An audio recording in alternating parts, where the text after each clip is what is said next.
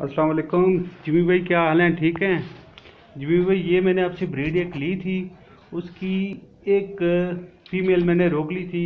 माशाल्लाह से इसने भी आज डिलीवरी कर दी है। लगभग 6-7 बच्चे इसके भी हैं।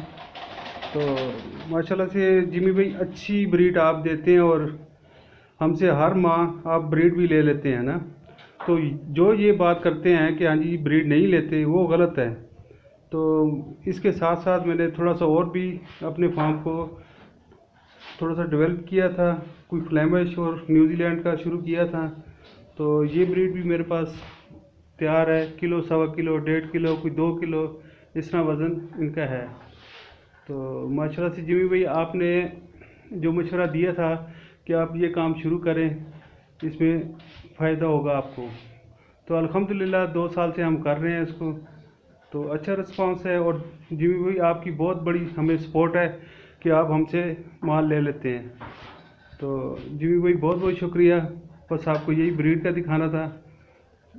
अस्सलाम वालेकुम।